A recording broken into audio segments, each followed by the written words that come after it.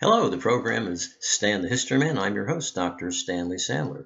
Today I'd like to talk about the myth of Inchon. The Inchon landing, September 15th, 1950, which General MacArthur, was command of UN forces in the Korean War, made a completely unexpected landing well behind North Korean lines and was able to prevail over the local coast defenses, move on into Seoul and recapture the city of Seoul and move on to the Yalu River, where the things went bad, but we won't get into that right now. Well, the myth of Inchon is that this was a daring and very dangerous operation. But, we've got to remember this about the Korean War. We had complete air control. In fact, there was an Air Force general who said a few years after the war, there has never been such complete air control as in the Korean War. As a matter of fact, you did not see a red star on an airplane anywhere around the battle area. Now, there was the fight at Mig Alley up in the Yalu, but that was outside the battle zone. So Americans did not have to worry about, or any UN soldier, about being strafed or bombed by enemy aircraft. And so that also applied to MacArthur's landing. Now, the tides were very high. So if they miscalculated, okay, the ships might have been stuck out there in the mud for 8 hours or 12 hours, but they would not be attacked or anything. But here's a really strange story about the land. So that's the myth anyway of Inchon. It wasn't that much of a bold, daring gamble, although that's the way MacArthur played. I had this, the chiefs of staff, which is true. The chiefs of staff said, "Don't do this; it's too dangerous."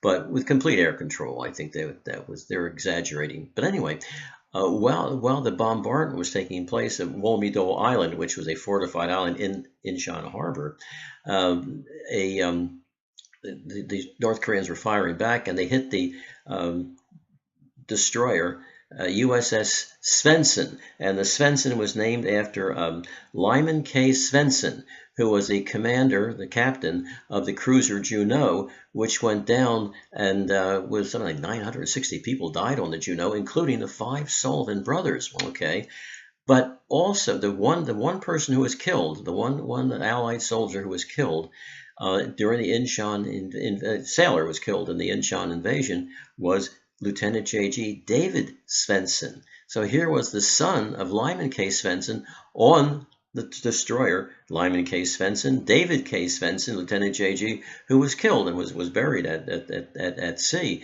So that was a strange coincidence, but it really happens. Sometimes make me think about conspiracy theories.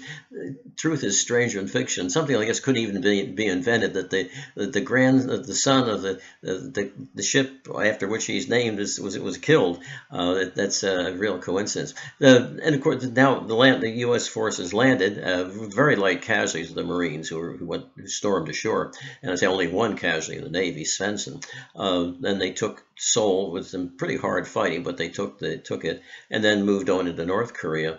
And then MacArthur really fouled up. And it's interesting how, because he didn't anticipate that Chinese communists were going to come in. He was warned the Chinese are going to get, the closer you get to the Chinese border, the more likely it is that the Chinese communists are going to intervene. And he just wouldn't believe it. He's MacArthur. He's got it all figured out. He had a most incompetent intelligence staff.